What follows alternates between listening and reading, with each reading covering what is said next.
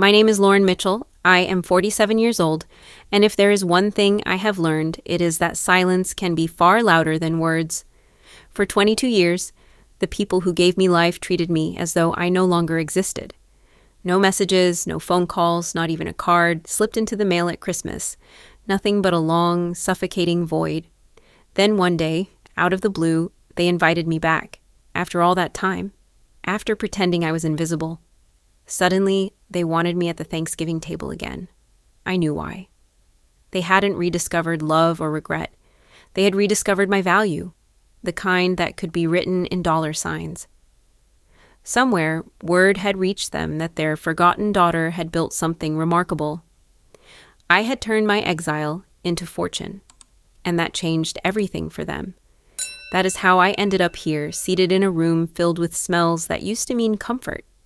Roast turkey, stuffing seasoned with sage, buttery rolls still warm from the oven. But instead of comfort, every scent scratched at my throat, because the love behind them was counterfeit. The long oak table gleamed under candlelight, but the glow could not soften the atmosphere. My father, Richard, sat rigid at the head of the table, as though presiding over a courtroom. His silver hair was combed back with precision, but his eyes, sharp and unforgiving, betrayed his purpose. My mother, Elaine, busied herself scooping mashed potatoes, her bracelets jingling softly, yet her gaze never once met mine. Daniel, my younger brother, shifted restlessly beside them. His hand twitched toward his wine glass again and again, as though hoping the red liquid might drown his fear. No warm greetings, no acknowledgement of the 22 years gone. Instead, after the plates were filled, my father cleared his throat and drew out a thick envelope. The sound of paper sliding across polished wood cut sharper than any blade. "Lauren," he said, his tone clipped and controlled, "your brother has encountered difficulties. This will help resolve them. We are asking for your support." I did not move. I stared at the envelope, then at Daniel. His eyes were glassy, pleading but familiar. I had seen that exact look before, back when his mistakes had already cost me everything. I reached for the envelope, tapped it twice against the table. The motion was deliberate, measured like a gavel striking wood. Then I set it back down and pushed it across the table toward my father. "I won't sign." The words hung in the air like smoke from a snuffed candle. My mother's fork clinked against her plate, startling in the stillness. Daniel's lips parted, a protest trembling at the edge of his tongue, but my raised hand silenced him. My father leaned forward, his jaw tightening. "You refuse?" "Yes," I said, my voice even. "I refuse." Silence expanded, thick and hostile, pressing down on me. But for once, I wasn't crushed beneath it. For once, I was steady, unshaken. I glanced around the table, the flicker of candlelight reflected in their eyes, the tension in their bodies, the unspoken accusations hovering like shadows. Then I breathed deeply, let the air settle in my chest, and said, "You want to know why I will not sacrifice for him again? Then let me take you back. Let me remind you what happened the last time you tried to make me pay for his mistakes. It was 22 years ago, in this very house." The table fell silent, the turkey untouched, the wine cooling in its glasses. My words carved through the air, heavier than any meal they could serve. It was 2003. Winter, harsh and unyielding. The night was smothered in snow, every window framed with frost. Inside that cramped kitchen, the air was no warmer. The wallpaper curled at the edges, stained by years of cooking steam. A single light bulb buzzed overhead, casting a sickly yellow glow. The faucet dripped, each drop echoing like a metronome, marking the seconds of my fate. Richard stood there, his posture unbending, holding a stack of papers, legal forms, debt agreements, promises that would shackle me if I signed. Daniel sat at the table, younger but already marked by recklessness. His knuckles were white where he gripped the chair, his eyes darting between me and our father. "You will sign," my father ordered. The command reverberated against the walls. I steadied myself. my palms pressed flat against the table, grounding me. My voice was steady, but inside my ribs, my heart pounded like a drum. Number, I will not carry his burden. His choices are his own. Daniel sprang up, fury and desperation mixing in his voice. You think you're better than me? You think your life is worth more? You've always been selfish, Lauren. You've always cared more about yourself than about family. I turned to my mother, a last fragile hope flickering in me. But she faced the stove, stirring the pot with deliberate slowness, her back a wall of indifference. Her silence was an answer sharper than any words. The sound of my father's fist slamming onto the table jolted through me.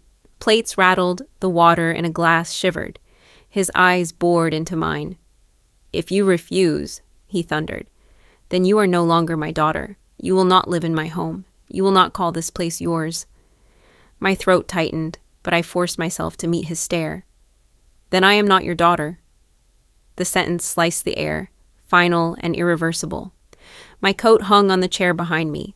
I took it, pulled it on with trembling fingers, and walked toward the door. Each step echoed on the wooden floor, heavy with grief, yet also with a strange, rising strength. At the door, I paused, waiting, wishing, just for a heartbeat, that someone would call me back, that my mother would finally turn, that my father's anger would break, that my brother would say sorry. But the silence was absolute. So I opened the door. The cold rushed in, biting my cheeks. Snowflakes landed on my lashes, melting into water that trailed down my face like tears I refused to shed. Behind me, the door slammed shut with a hollow finality. That sound became the punctuation mark of my childhood, the moment that ended one life and forced me to begin another. Now, years later, I sat once more at their Thanksgiving table, staring at the people who had chosen silence over love. My mother shifted in her seat, her eyes betraying unease. My father's jaw was rigid as stone. Daniel's fingers twitched, restless, ashamed, yet defiant. I lifted my wine glass, swirling the crimson liquid, and said quietly, almost like a toast, "For 22 years, you erased me. Tonight you invited me back, not because you missed me, but because I am useful to you now. But the truth is clear. I don't need this family anymore. You need me." I drank and let the silence stretch, pressing on them the way their silence had once pressed on me. The reckoning had only just begun. The apartment I lived in was small, drafty, and filled with the constant hum of the city outside. On cold Boston nights, the radiator clanked, as if protesting its own uselessness, leaving me to wrap myself in layers of thrift store blankets while steam from a tin of soup became the closest thing to warmth. The flavor was metallic, the texture thin, but it kept me upright. I sat at a rickety table pushed against the window, my hands trembling as I turned the brittle pages of legal textbooks borrowed from the library. Their smell was sharp, almost bitter, mixed with the faint mildew of forgotten storage. Each line I studied felt like a tiny rebellion, a refusal to surrender to the silence that had defined my life for more than 2 decades. Silence is not empty. It is loud in its own cruel way. Every time I heard the muffled laughter of neighbors through thin walls, every time the whistle of a passing train pierced the night, the quiet inside my phone and mailbox screamed back at me. No calls, no letters, no acknowledgement that I was still alive. My parents had erased me with deliberate precision. That choice had been made the night in 2003 when my father slammed his palm against the kitchen table, demanding I sign papers that would have shackled me to debts I did not create. My refusal was the final straw. The look of fury in his eyes, the sharp crack of the table under his hand, my mother's deliberate turn of her back. Those moments stitched themselves into the fabric of my memory. The door closing behind me that night was not just wood meeting frame, it was the sound of exile. In the years that followed, I rebuilt myself with fragments. I took low-paying jobs that offered little more than survival, filing cabinets in cramped offices, cleaning floors long after others had gone home, carrying coffee trays that scalded my hands. My shoes wore out faster than I could afford to replace them, so I glued the soles together under flickering kitchen light. Yet I refused to spend money on distractions. Every spare dollar went toward keeping the lights on, paying rent, and extending the time I could hold on to my borrowed books. Even in the bleakest hours, I clung to study. I copied clauses, underlined phrases, and memorized obscure legal precedents, as if they were verses of a personal scripture. The knowledge was not glamorous, but it was steady. It gave shape to nights that otherwise would have dissolved into despair. I will never forget one winter evening. Snow piled high against the window, muffling the city into a ghostly quiet. My fingers ached with cold as I traced words across the page. The ink smudged where my hand shook. Outside, children shouted, throwing snowballs, their laughter rising like warmth into the frozen air. Inside, I sat alone, repeating silently the vow I had made when the door slammed behind me years earlier. If they had chosen to abandon me, then I would choose to build a life so unshakable that one day they would regret ever letting me go. There were nights when loneliness tried to drown me.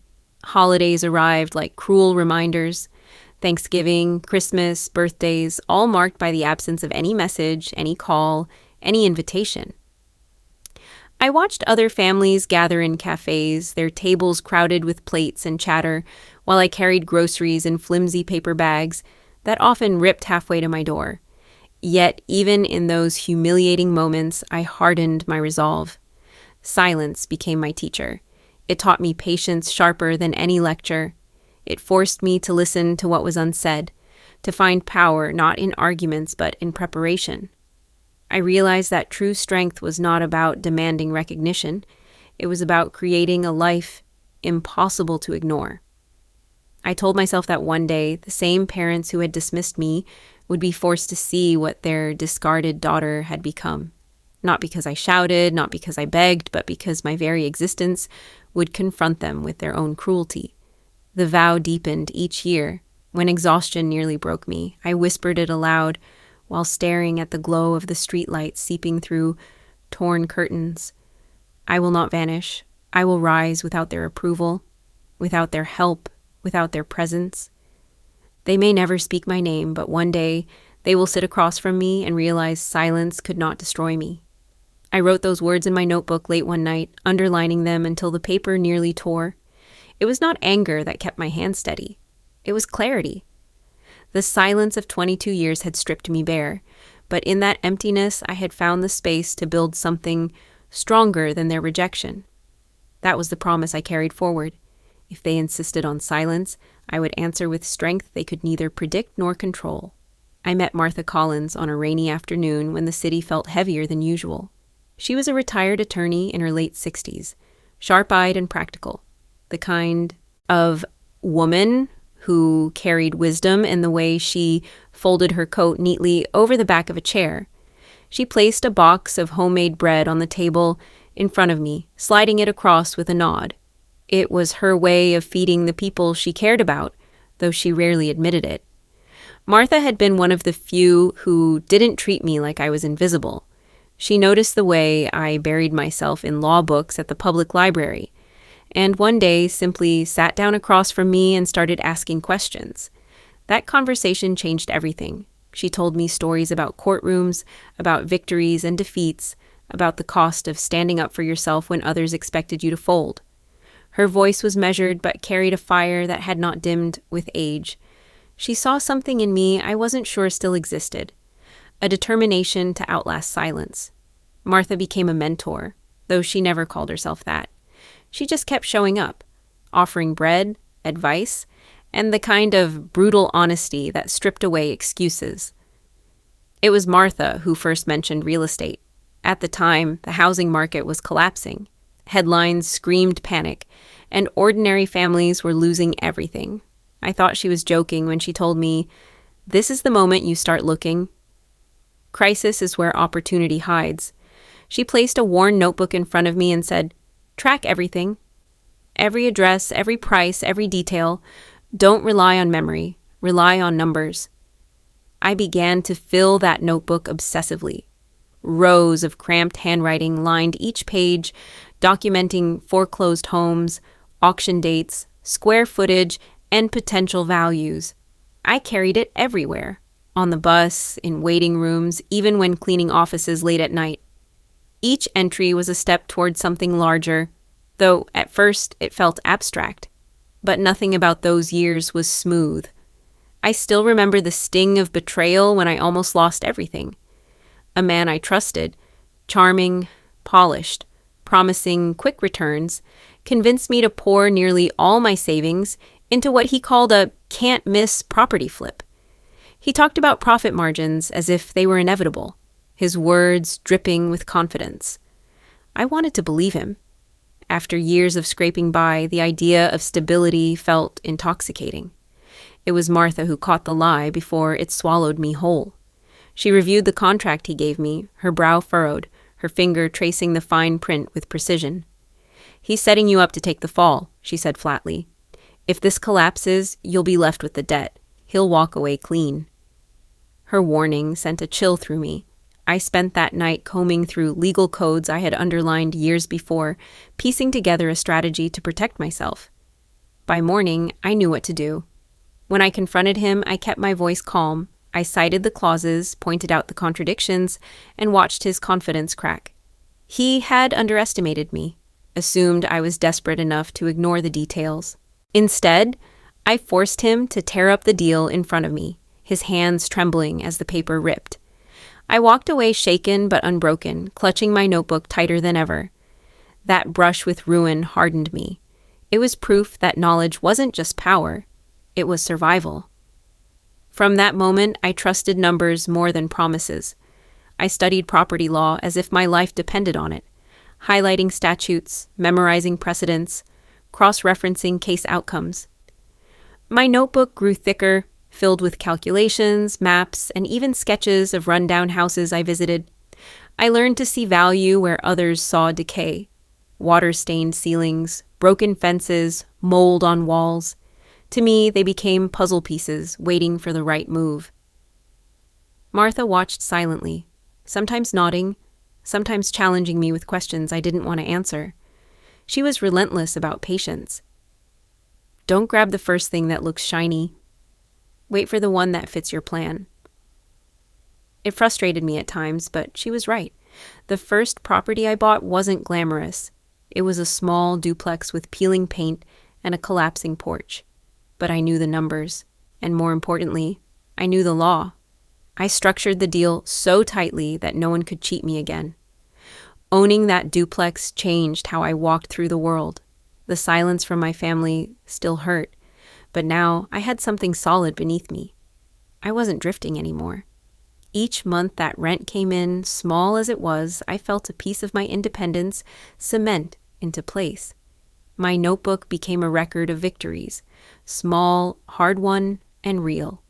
Looking back, the memory of almost losing everything is what kept me sharp. That betrayal, paired with Martha's guidance, shaped the person I was becoming. I was no longer the abandoned daughter waiting for acknowledgement. I was building something they couldn't erase. The silence had forced me into a corner, but in that corner I had forged armor they would one day have to face. Years passed in a blur of work, contracts, and endless calculations. What began with one weathered duplex grew into a portfolio of properties scattered across Boston. I still remember the first time I stood in front of a building with my name on the deed. A 5-story brick structure that had once been a forgotten shell. The bricks were chipped, the windows cracked, but it was mine. I touched the cold surface of the wall, almost unable to believe that the girl who once ate canned soup by candlelight had turned that hunger into stone and mortar. One building led to another, then another, each transaction tighter than the last, each deal carved out of discipline and patience. From the outside, it might have looked like success. Tenants moved in, checks arrived, and little by little, stability turned into wealth. But the truth was quieter. Despite the balance in my accounts, my own life remained simple. I still lived in a modest apartment, wore the same black coat year after year, and carried my battered notebook as if it were a lifeline.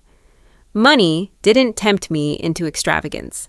I had learned too well that excess can vanish overnight. My wealth was not meant for display. It was my shield, my silent answer to the years of abandonment.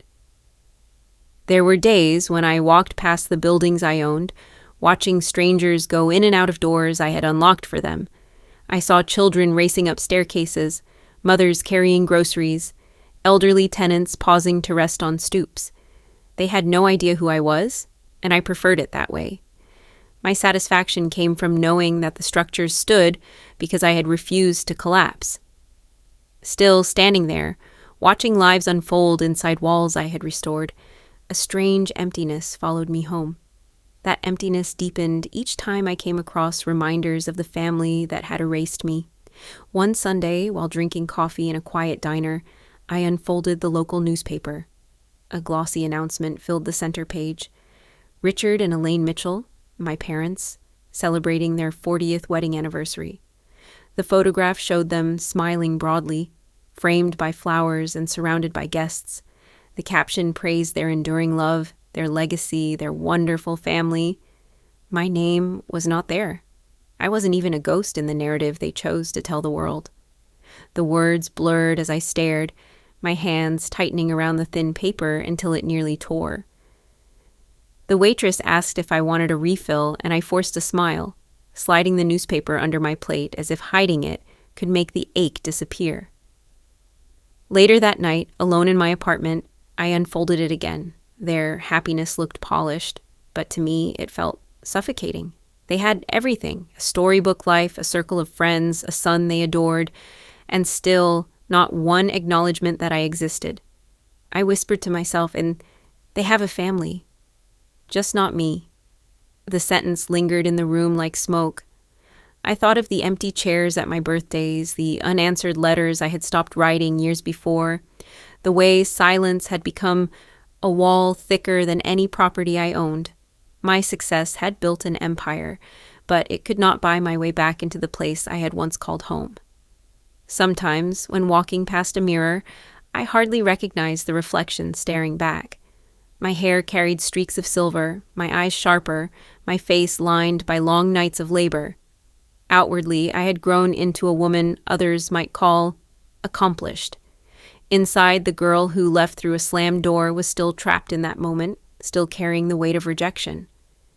The applause of investors and the praise of tenants meant little against the absence of a mother's voice, a father's nod, a brother's acknowledgement. I learned to carry the contradiction like a second skin, wealthy yet lonely, respected yet unseen. In meetings, I spoke with authority, and men twice my age listened carefully. But at night, when the city lights flickered across my walls, I wondered what recognition would feel like if it came from the people who had abandoned me. Would it heal, or would it only deepen the scar? The silence of those years shaped me more than money ever could. I grew richer, yes, but I also grew colder. My patience became steel, my emotions measured, my heart guarded. Still, beneath the surface, longing throbbed quietly. It was not for wealth or power. It was for acknowledgement, for the simple truth that I had existed in their story. Every headline about their celebrations, every neighbor's cheerful comment about how proud Richard and Elaine must be of their family, pressed harder against that invisible wound. I held on to my vow, though. If they had chosen to live without me, I would not crawl back. I would remain distant, deliberate, unyielding. Yet deep inside, I carried the contradiction that haunted me most. I had built everything from nothing, but the emptiness of being erased was the one structure I could never repair. The message appeared on my screen late at night while I was reviewing a set of lease agreements. I almost ignored it, assuming it was another tenant request or an automated reminder from the bank. But when I saw the sender's name, I froze. Elaine Mitchell, my mother. My cursor hovered above the line of text as though opening it might burn me. For a moment, I thought it must be some mistake, perhaps a newsletter from the church she attended, or an accidental forward. Yet the subject line was painfully clear. Come home. My heart drummed as I clicked. The body of the email was only one sentence, simple and cruel in its brevity. Lauren, come home for Thanksgiving. Your family needs you. That was all. 22 years of silence reduced to 10 hollow words. No apology, no explanation, no acknowledgement of what they had done. just a command wrapped in sentiment. I leaned back in my chair, the glow of the laptop illuminating the quiet apartment. Outside, snowflakes tapped against the window, carried by a bitter Boston wind. Inside, the words kept circling in my mind. Your family needs you. My jaw clenched. Which family? The one that turned its back when I needed them most? The family that celebrated milestones while pretending I no longer existed? I whispered aloud, after 2 decades of nothing, they write this?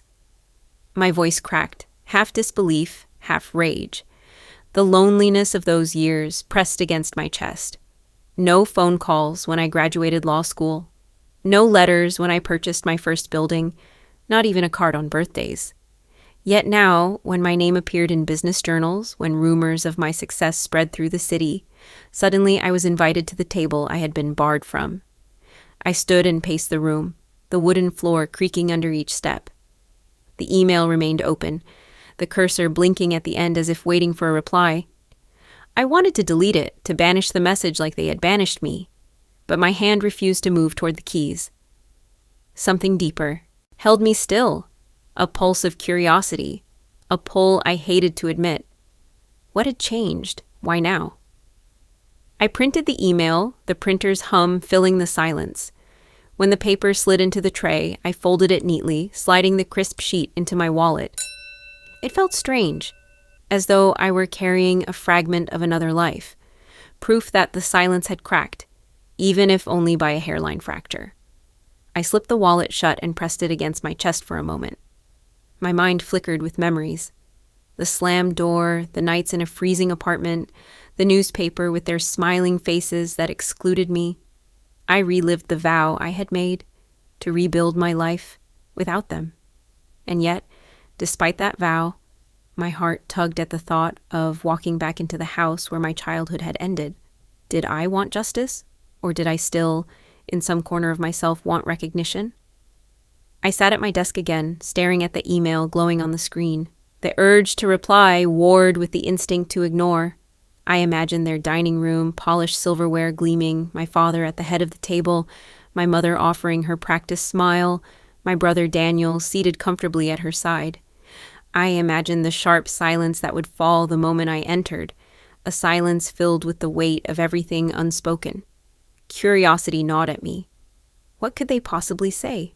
What story would they spin to justify the decades of erasure? And why phrase it as the family needs you?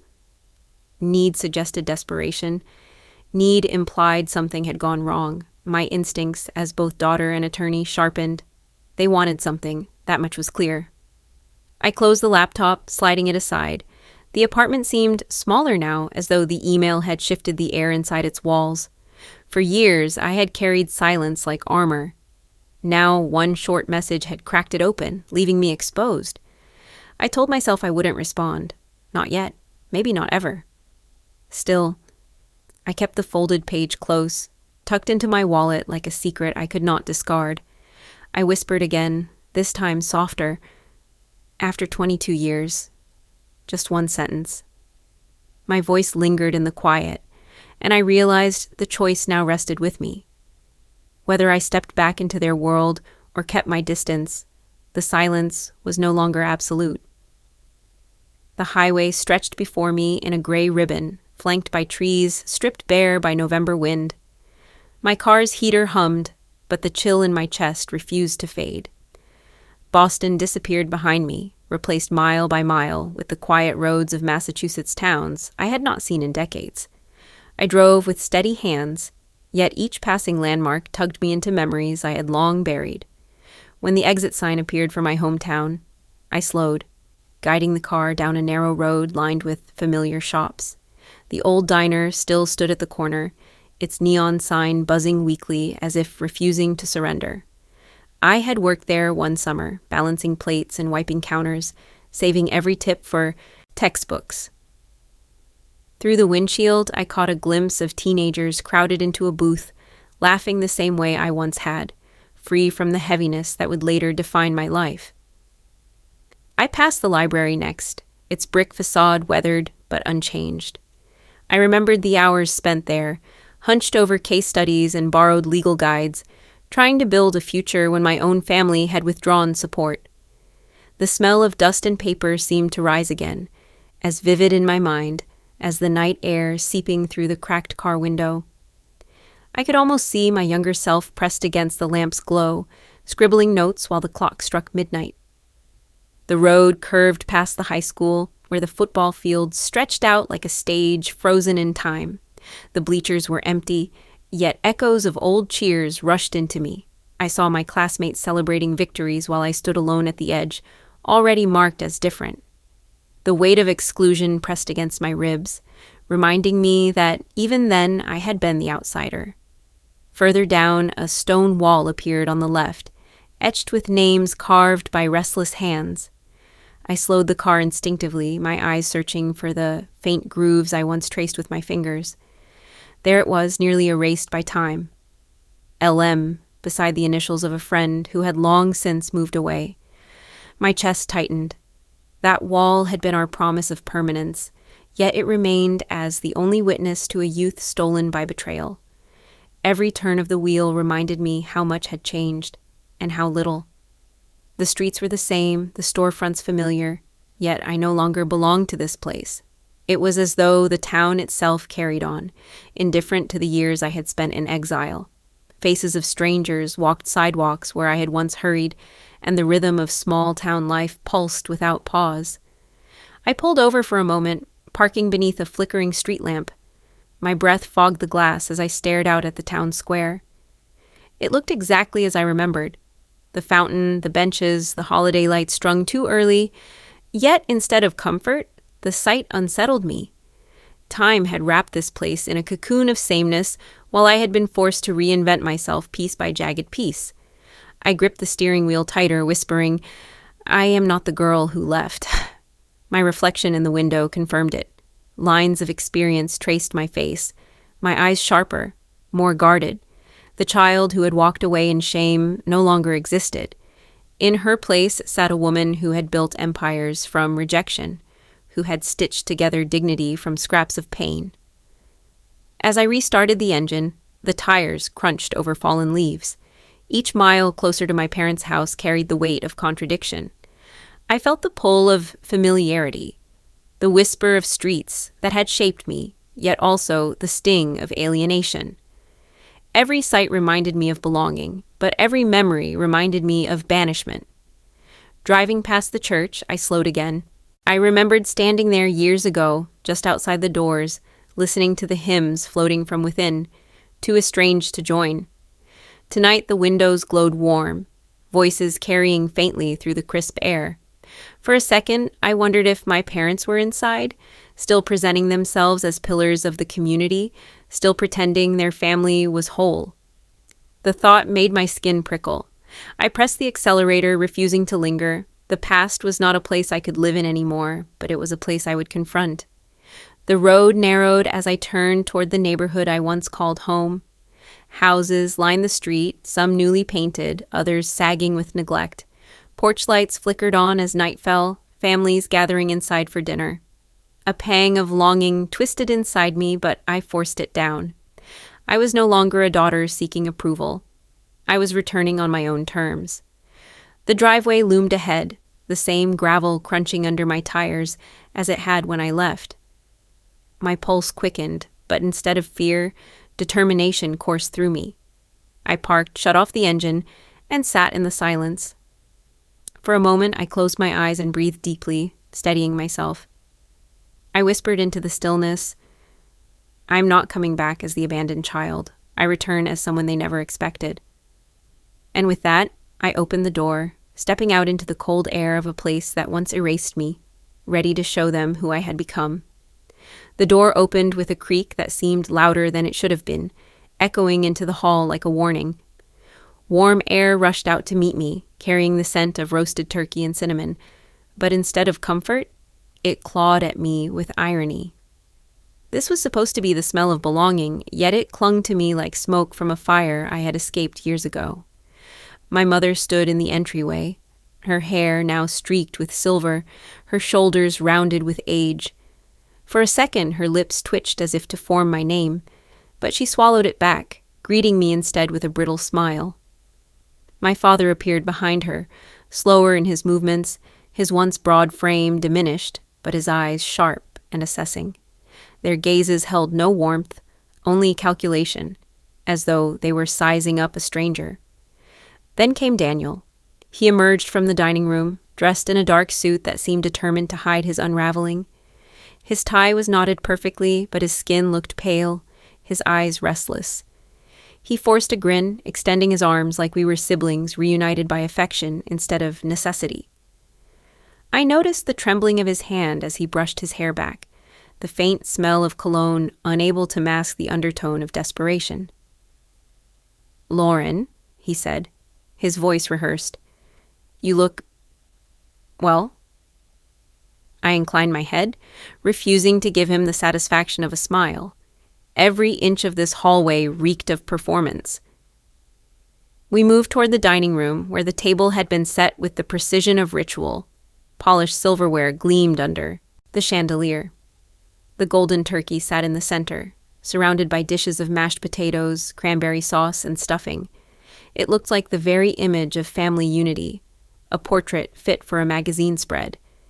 Yet I felt the hollowness beneath it all, the cracks running through the scene like lines in shattered glass. We sat. The chairs scraped against the floor, a sound far louder than conversation. My mother's hands shook slightly as she poured wine into crystal glasses.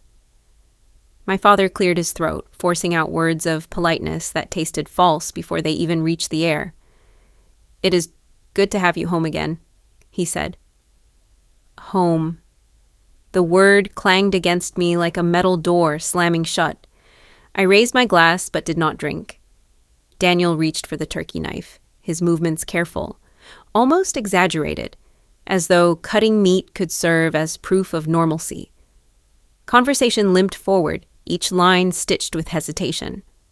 My mother asked about the weather in Boston, though she clearly already knew. My father muttered about the economy, his tone clipped. Daniel tried jokes that died in the air, leaving silence thicker than before.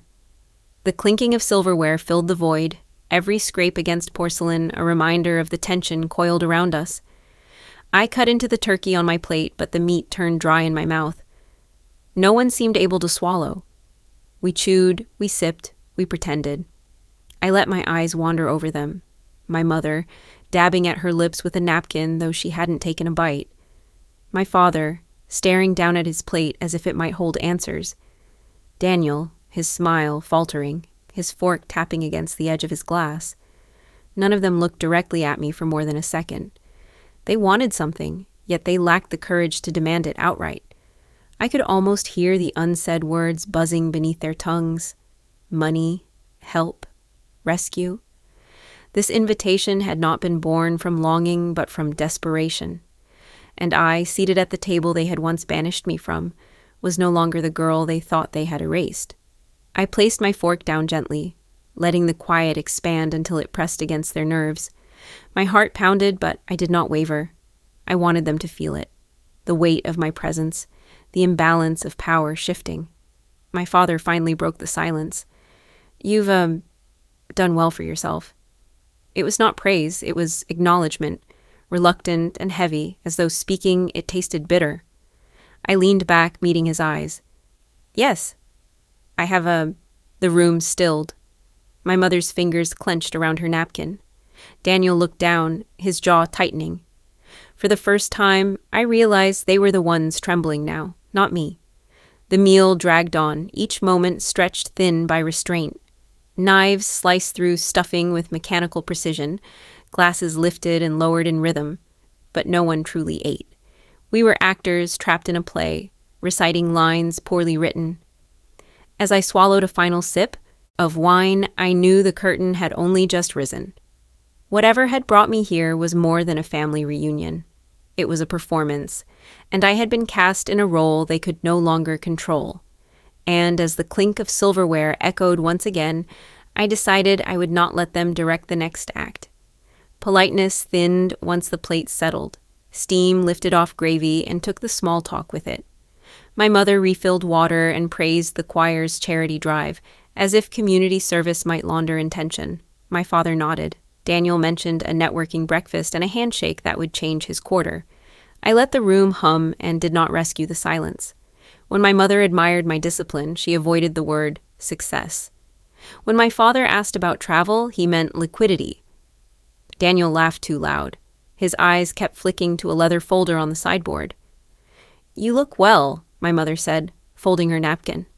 "Boston agrees with you." "It rewards records, not rumors," I answered. "Always diligent," my father said. "Numbers never lied to me," I said. "People did." Daniel leaned in, cufflinks bright. "Closed a strong partnership last month. Cash is solid, expanding statewide, just waiting on clearances." "What does First Harbor think of your covenants?" I asked. "Given your debt service coverage ratio." His smile dimmed. "Routine reviews, nothing unusual." "Unusual like 2 missed interest payments and a waiver fee," I said. "Unusual like a frozen line after a draw without receipts." My mother's breath clicked. My father reached for water. Daniel glanced at the folder, then at me. "Vendors delayed, markets tightened. You know cycles," he said. "I know contracts," I replied. "They prefer cash to narratives." The hum died. My father fetched the folder. The zipper sang. Paper breathed. He laid a stack beside the cranberry sauce, aligning corners. "This is a bridge," he said, sliding the top page toward me. "A short-term guarantee. Modest, discretionary. You can step in where bureaucracy stalls. It buys time for restructuring." I did not touch the paper. The header bore First Harbor's logo. The language was clean and lethal. Unsecured personal guarantee, cross default, confession of judgment, acceleration upon breach. "It is temporary, 90 days, Daniel said quickly. "We have a term sheet pending." "What collateral?" I asked. "Future receivables, inventory, the building," he said. "The building you refinanced last spring," I said. "Already encumbered by a second lien, receivables are aged, inventory is consigned." My mother reached for my hand. I let her fingers hover, then fall. My father's voice hardened. "Kon ki-ji, kon ko-de." He repeated in English, flat as a stamp. "Sign it, you can." "I could. That is not the question," I said. He tapped the line. "Family helps family. Duty is not optional." "I learned duty young," I answered. "I carried it alone." Daniel's mask slipped. "I need a window, that is all. One signature and everything follows." "What follows is statute," I said. "A guarantee wipes your slate by carving mine. If you default, the bank comes for my assets first. Quietly, fast." "You have the means," he said. "And you have a record," I said. "Tell me about a private placement without a Form D, advisory fees routed to your own shell under marketing." My mother whispered my name. "Please, he is your brother." "He is a man," I said. "So was I at 18 when you needed labor, at 20 when you needed co-signatures, at 25 when you needed silence. Which version serves you tonight?" I lifted the top page and read while they studied my face. The rate stepped higher in paragraph 6. Remedies bloomed in paragraph 9 like thorns. I set the page down and folded my hands. "No." My father blinked. "You do not mean that." "I mean it precisely." "Then what? Let your brother sink. Let the bank take the business. Let our name rot," he asked. "Names rot from the inside," I said. "There is a lawful option that does not require my throat. You will disclose fully to the bank and investors, unwind related party payments, sell the fleet, cut Daniel's salary to wages, grant the lender a deed in lieu on the warehouse. Do this, and I will consider purchasing the debt at a discount under my terms, with controls you cannot evade." Daniel stared. "You would buy my loan." "I would buy leverage, not loyalty," I said.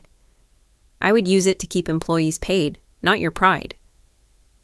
Silence pooled. My mother dabbed her lip with her napkin. My father studied his hands. Daniel sat very still, the suit no longer a costume, only fabric on a frightened body. My father tried a final angle. "We invited you to Thanksgiving to heal?" You invited me to underwrite, I said. Healing requires truth. Start there. He nudged the folder closer. Think overnight.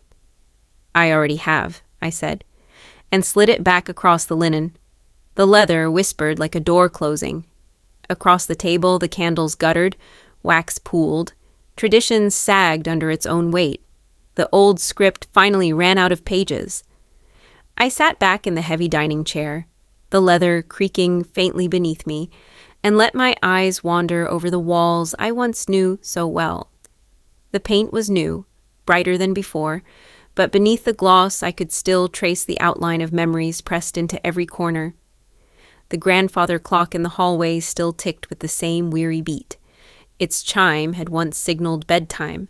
Now it only marked the distance between us. The chandelier above the table had been polished, yet I remembered the dust clinging to it during years when money was tighter than they admitted. Everything looked refurbished, but the feeling in the house hadn't changed. It still belonged to them, not to me. I reached for the water glass, not because I was thirsty, but to occupy my hands. The surface trembled faintly, betraying the storm underneath. I stayed silent, though silence had always been my burden in this house. They spoke around me, not to me. Even now, after 22 years, that pattern remained intact. As I let the quiet swell, a memory intruded uninvited. I was 12 again, standing in this same hallway, clutching a shoebox. Inside was a pair of sneakers I had bought with my own allowance and odd job money, babysitting, tutoring neighborhood kids, collecting cans for change. The shoes weren't fancy, but they were mine. My father had found the box, opened it, and stared at me as if I'd betrayed him. You wasted it, he had said flatly. Every cent in this house should serve the family, not your whims. His definition of family had always been singular. Daniel. That day he made me return the sneakers. He drove me to the store himself, the receipt trembling in my small hand. I watched the clerk process the return while shame burned in my chest, though I couldn't quite understand why I was the one to feel it. Later at dinner, Daniel talked about the new jacket he was getting for his sports team, funded by the same parents who had scolded me. No one mentioned the shoes again.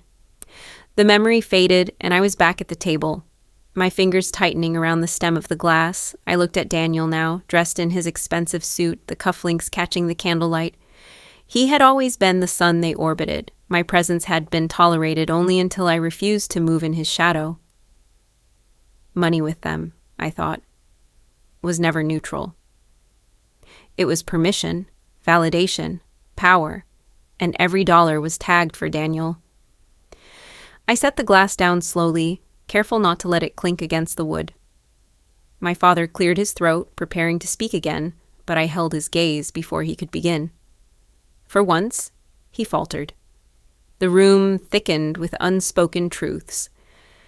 My mother shifted in her chair, folding and unfolding her napkin. Daniel avoided my eyes, focusing on the gravy dish as though it contained salvation. I let the silence stretch until it pressed against their composure, until they were forced to reckon with it. Inside, my chest felt hollow, scraped clean by years of absence.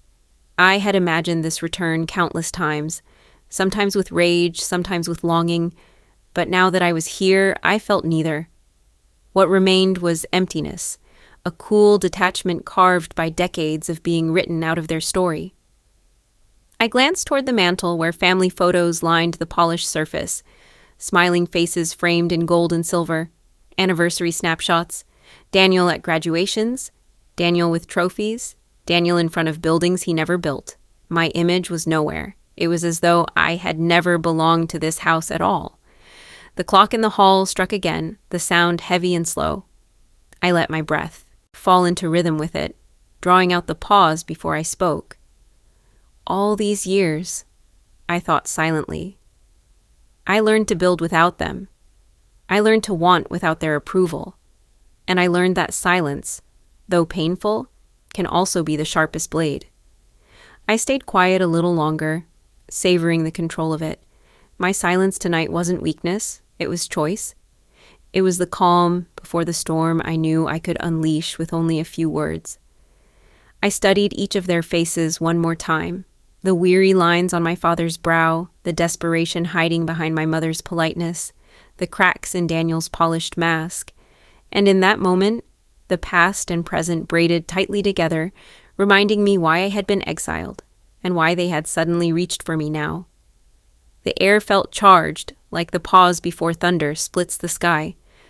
I let that tension breathe, filling the room with something heavier than accusation. Anticipation. What I revealed next would change everything.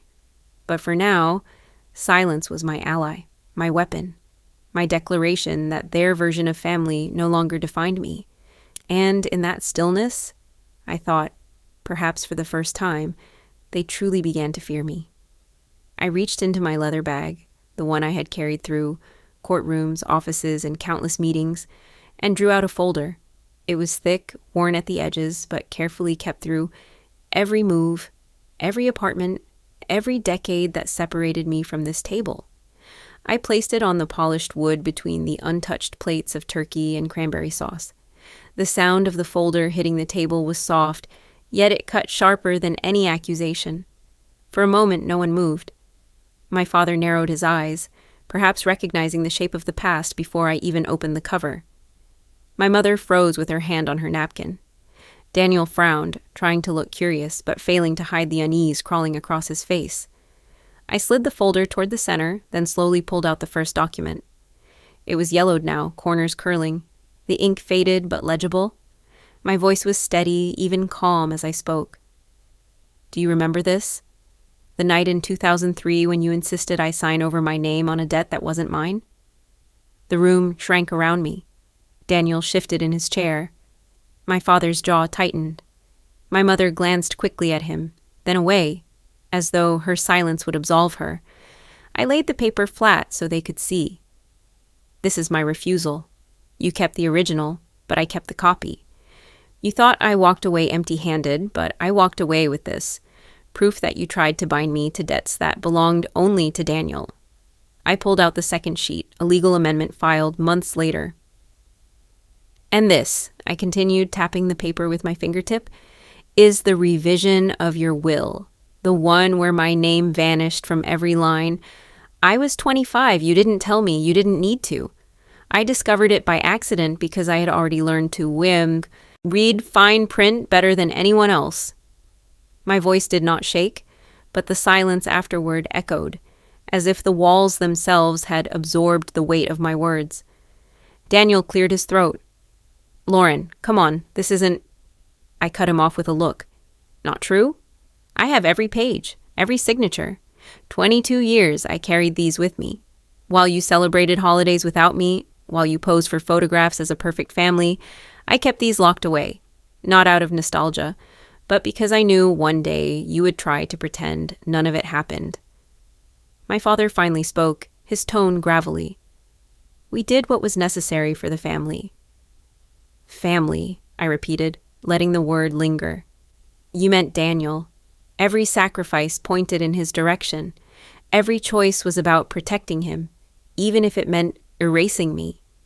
I unfolded another page, a bank record with Daniel's name, tied to the same loan they had tried to push onto me. I could have burned these. I could have let them rot in some drawer, but I didn't, because the truth mattered. Even when no one believed me, even when I was alone in a freezing apartment with nothing but canned soup and secondhand textbooks, I held on to the truth. And now, here it is. My mother finally whispered, "Lauren, please, this isn't the time." I met her gaze, unflinching.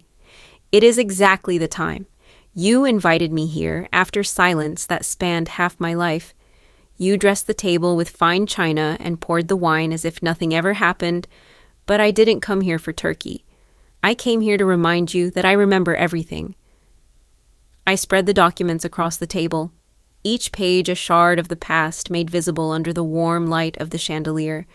Contracts, revisions, notes in my father's hand, all the pieces they thought would vanish with time. My brother shifted again, his polished veneer slipping into panic. "Do you know why I kept them?" I asked quietly. No one answered. "Because I knew this moment would come. The day when you would need me and you would try to rewrite history. But the ink doesn't fade, no matter how many years pass. The truth is still here, staring at you. The room seemed to pulse with my heartbeat. For the first time, they were silent, not out of dismissal, but out of fear. They had no words, no excuses, sharp enough to cut through the evidence lying in front of them. I leaned back, folding my arms. For 22 years, I was invisible to you. Tonight, I make sure you see me. Not the girl you erased, not the sister you abandoned, but the woman who carries proof of every wound you tried to bury. Their faces told me everything: denial cracking into dread, pride collapsing into shame. The folder between us wasn't just paper, it was the life they tried to take from me, preserved and returned to them like a mirror they couldn't turn away from, and I let the silence fall again, heavy and undeniable, until the sound of the clock striking in the hall reminded us all that time had never been on their side. The moment the documents touched the linen tablecloth, my father's face turned crimson. A flush climbed from his neck to his temples, his composure cracking like thin glass under heat. My mother covered her mouth, tears spilling before she could catch them with her trembling hands. Daniel sat frozen, the contract still untouched beside his plate, his bravado crumbling into silence. What none of them seemed to remember, or perhaps had hoped I would ignore, was that this Thanksgiving wasn't private. The kitchen and dining room were open to the living area, where cousins, aunts, and uncles were seated with their own plates. Laughter had filled the space earlier, but now the voices hushed, forks pausing midair. I hadn't just laid the past in front of my parents and brother. I had unrolled it before the entire family. I straightened in my chair, my tone deliberate. For 22 years, you spoke of me as if I had died. Or worse, as if I never existed. You told neighbors I'd moved away by choice, that I was too busy to attend weddings or funerals. But here's the truth. I gestured to the stack of papers. The truth is, you cut me out when I refused to shoulder Daniel's debts. You erased me from your will and pushed me into exile. That wasn't my choice. It was yours. My mother whispered, "Lauren, not here. Please." I turned to her, unyielding. "Why not here? You wrote me out in secret. You slandered me in whispers. You stripped me of my place in this family, quietly, hoping no one would ever know. If you had the courage to erase me in silence, then have the courage to face me in front of the very people you deceived." Aunt Margaret, who had always suspected but never asked, put down her glass of wine and leaned forward. "Is this true, Richard?" she asked my father. Her voice cut through the tension like a blade. My father cleared his throat, his voice hoarse. "We did what we thought was best. Daniel needed help. Lauren was stubborn." "Stubborn?" I repeated, keeping my tone measured but piercing. "For refusing to sign a contract that would have destroyed my future? For refusing to let you trap me in debt I didn't create? That isn't stubbornness. That is survival." Daniel shifted uncomfortably under the gaze of our relatives. He finally muttered, "It was a rough time." I was young. Mistakes were made. I leaned toward him, my eyes steady. Mistakes that nearly became mine to pay for. Mistakes that cost me my family, my home, and 2 decades of silence. But I didn't just survive. I thrived, despite you. My words echoed through the room. Some of the younger cousins looked wide-eyed, the kind of wide eyes that come when you realize adults carry secrets darker than bedtime warnings. Uncle Stephen finally spoke, his voice firm. "You mean to tell me you cast out your daughter to protect him? Daniel from his own recklessness. You let her walk away, alone with nothing." My father gripped the edge of the table as though it might steady him. "It was complicated." "It wasn't complicated," I cut in. "It was cruel. And for years, you pretended it was noble." The weight of silence followed again, but this time it wasn't mine to carry. It pressed on them. On my father, my mother, my brother. Their shame unfolded in front of the very family whose approval they prized. I pushed the folder closer, spreading the pages wide so all could see. For 2 decades, I held on to these. I told myself one day you'd be forced to look at them. That day is now. I don't need your apologies. I don't need your excuses. What I need is for everyone here to understand that I was never the villain you painted me to be. My mother's sobs filled the silence. My father's fists clenched, but his words failed. Daniel bowed his head, staring at the untouched turkey on his plate as though it might swallow him whole. Justice hummed in the air like static. I could feel it, and so could every person watching.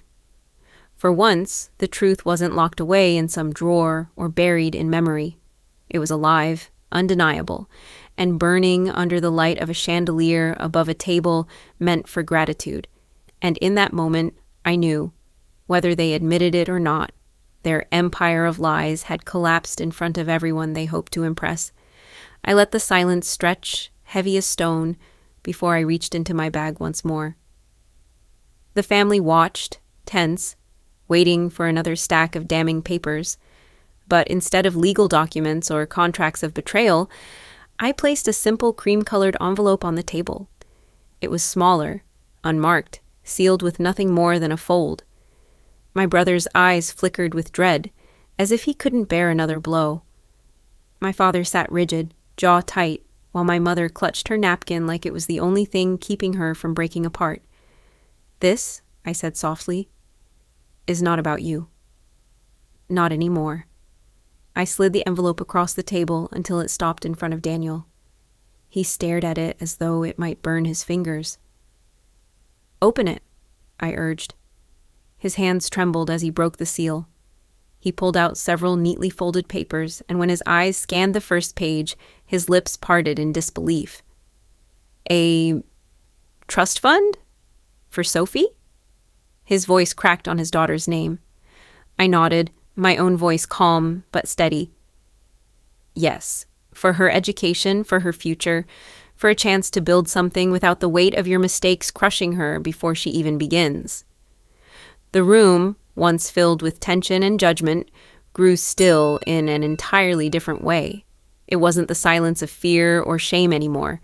It was the stunned quiet that comes when expectations are shattered. They had all been bracing for vengeance, for me to drive the knife deeper. Instead, I had set the knife aside. "I will not rescue you." "Daniel," I said, looking directly at him, "I will not pay your debts, sign away my freedom, or clean up the chaos you created. That is yours to carry. But Sophie, she deserves more than this cycle. She deserves the chance I had to carve out on my own, but with less suffering. She deserves better than all of us." My father let out a low, incredulous sound.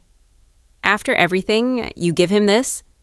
His voice was jagged, torn between fury and confusion. I turned to him, unflinching. "I don't give him anything. I give it to her. Because while you taught me cruelty in the name of loyalty, I refuse to let that lesson define me. Sophie is innocent. She didn't betray me. She didn't exile me. She is not responsible for what you all chose to do, and I will not punish her for being born into this family." Daniel blinked rapidly, struggling to find words. He whispered, "I don't deserve this. Not from you." "You don't?" I admitted. "But this isn't about you deserving it. It's about ensuring your child doesn't drown in the consequences of your pride. One generation has already been fractured by choices made at this table. I will not allow the next to carry the same scars." The older relatives exchanged glances, some softening, others still rigid in disbelief. Aunt Margaret murmured, "That's more mercy than I've ever seen in this family." I folded my hands. Steady now. Mercy doesn't mean forgetting. Mercy doesn't mean I invite you back into my life as if nothing happened. But it does mean I refuse to become what you tried to make me, someone who only thinks in terms of debt and repayment. Sophie will never know what it feels like to be erased. She will know only that she had an aunt who believed she deserved a chance. Daniel pressed the papers to his chest, his eyes shining. For once, his arrogance was gone, replaced by something raw, something closer to gratitude than I had ever seen in him. He could barely lift his gaze as if shame weighed it down. The table was silent again, but it was a different silence now. Humbled, reflective, uneasy. My parents shifted uncomfortably, knowing that in this moment I had claimed a higher ground they could never reach. They had erased me to save their son, but I had preserved their granddaughter's future in spite of them. I leaned back in my chair, exhaling slowly. This is the end of my silence. You asked me to sign my life away for Daniel once, and I refused. Tonight, I make a choice on my terms. I choose not to hate. I choose to break the cycle. The chandelier's light glinted off the papers still clutched in Daniel's hands. Every face at that table reflected the truth. My power wasn't in what I had taken from them. It was in what I chose to give where it mattered most. And as they sat there stunned, I felt the weight of 22 years lift, not because they had changed, but because I finally had. My father's voice exploded, across the table, breaking the stunned quiet that had followed my reveal. "Ungrateful!" he shouted, his hand slamming against the wood so hard the glasses rattled. "We gave you life, we gave you everything, and this is how you repay us? Sitting here in judgment, acting superior, like you're better than your own blood?" His rage rolled over me, but I didn't flinch. I had lived with the echoes of his anger for most of my life. Now, those echoes no longer had power. I looked at him steadily, my tone even, my words deliberate.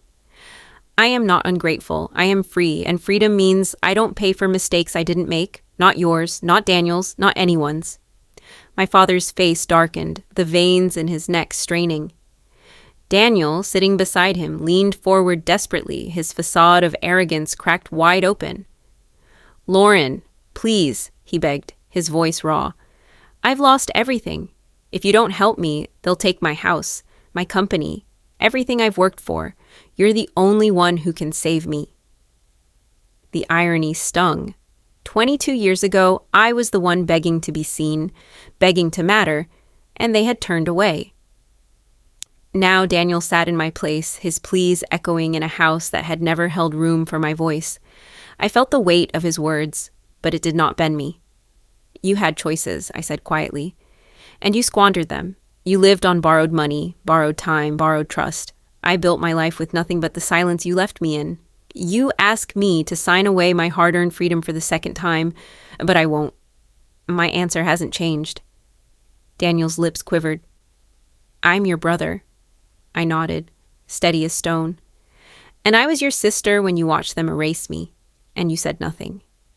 His head dropped, shame washing over him, but before he could speak again, my mother rose. Her chair screeched against the floor, and then, to my shock, she sank to her knees before me, her hands clutched at mine, trembling, eyes brimming with tears. "Lauren, please, do it for me. I'm your mother. For once, do this for me." Her voice cracked, and for a fleeting second my chest tightened with the memory of how I once longed for her to reach for me like this. But this plea wasn't love, it was desperation. A role reversed not by regret, but by necessity. I gently pulled my hands from her grasp. "You're not on your knees for me," I whispered, the ache in my throat sharp but steady. "You're on your knees for Daniel, and I cannot, will not, be the sacrifice you demand." Her sobs filled the room. My father cursed under his breath, furious at the humiliation. Daniel buried his face in his hands, and I stood there, motionless, knowing I had finally broken the chain.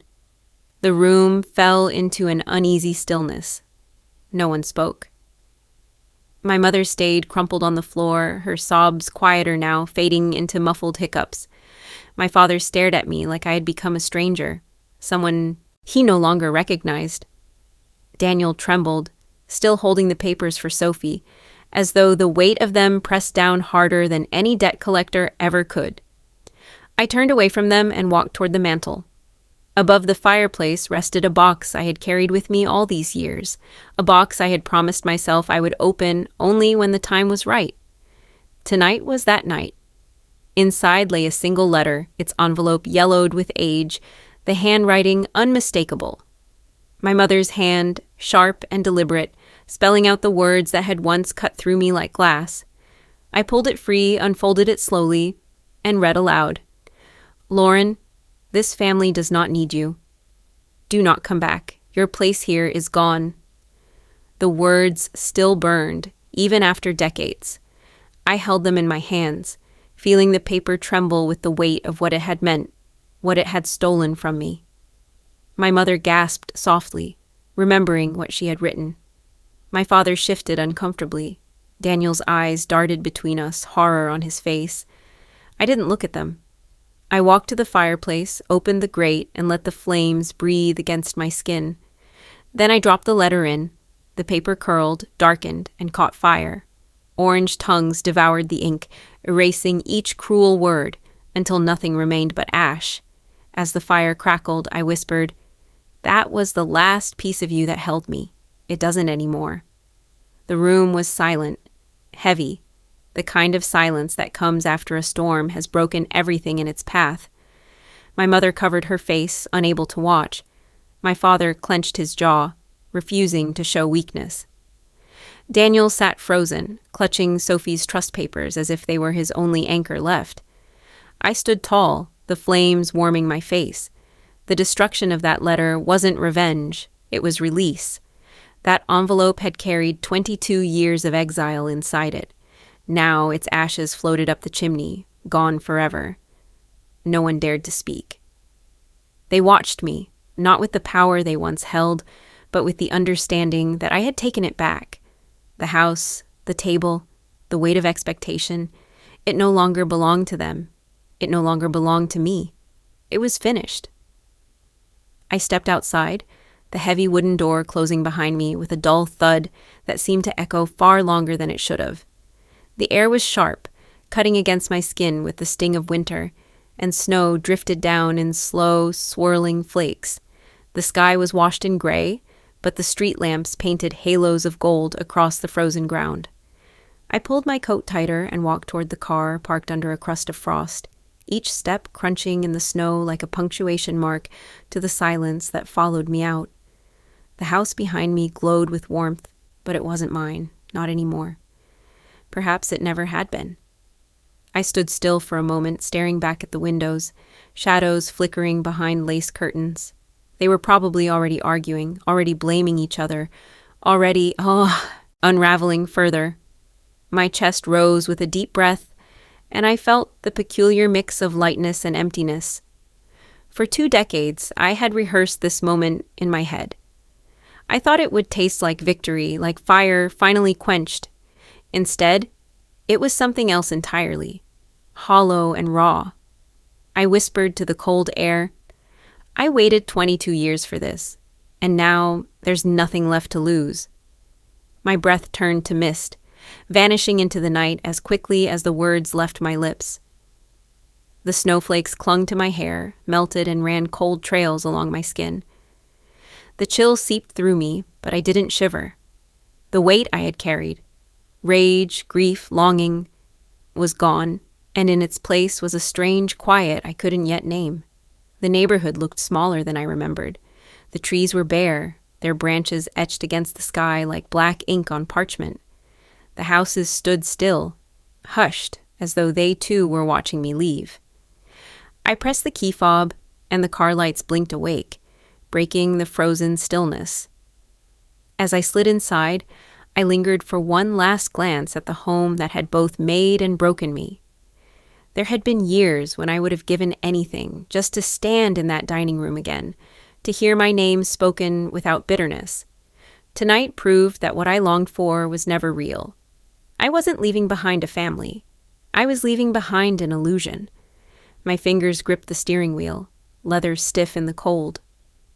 I exhaled slowly, leaning my head back against the seat, feeling the exhaustion of a battle I hadn't even realized I had already won. There were no cheers, no applause, no cathartic music swelling in the background. Just me, the snow, and the silence of a woman who no longer belonged to the story others had written for her. The quiet was both freedom and loneliness, a paradox I would have to learn to live with. I started the engine, the heater humming, pushing out faint threads of warmth. The windshield fogged with my breath until the fan cleared it, revealing the road ahead. My hands still trembled faintly, not from fear, but from release. 22 years of tension doesn't vanish without leaving tremors behind. As I pulled onto the empty road, my phone lit up on the passenger seat. A photo of Lily smiled back at me, her hair a tumble of curls, her eyes filled with light. My thumb hesitated, then pressed the call button. The line rang once, twice, and then her voice burst through, bright and unguarded. "Mom, you're calling early," she chirped, her tone so full of life it almost startled me. "Are you done with your meeting?" A smile crept across my face before I even realized it. "Yes, Lily, I'm done. More than done." She giggled. "Good. Guess what?" I drew us a picture. It's you and me and the dog, and we're standing in front of a castle. You look like a queen. My chest tightened. Not with pain this time, but with a warmth that seeped into the hollow spaces left by, the night. I pictured her crayons scratching across paper, her tongue sticking out in concentration, her world untainted by betrayal, or debts, or old wounds. "That sounds beautiful," I said softly. "Keep it safe for me. I'll hang it on the fridge when I get home." "Promise?" she asked. "Promise." The word felt different than the promises I had grown up with. The empty ones, the broken ones, the ones that had cast me out. This one was real, and it tethered me to something stronger than blood. Choice. As the miles slipped beneath the tires, the contrast struck me. Back in that dining room, decay sat heavy at the table. Daniel's lies, my parents' demands, the rot of a family that had chosen one child at the expense of another. But here in Lily's laughter was innocence untouched, a future uncorrupted. Her voice bubbled through the line again. "Are you bringing me something from the city?" I laughed, a sound that felt like the first true release in years. "Yes, I'll bring you something special." "Yay, okay, Mom, I'll wait," she said, before hanging up with the abruptness only a child could manage. The silence that followed wasn't empty this time. It was filled with her echo, a melody that softened the sharp edges of the night. My grip on the wheel eased, and for the first time since walking into that house, I felt sure. I wasn't defined by the ashes I left behind. I was defined by the light I was driving toward.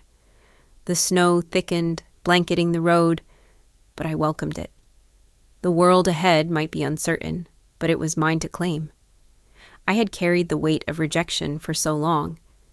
Now I carried only Lily's laughter, and it was more than enough. When I finally reached my apartment, the world outside was wrapped in silence. The snow had followed me home, blanketing the city in a softness that seemed almost unreal. I hung my coat by the door, turned on a single lamp, and sat by the window where the glass was traced with frost.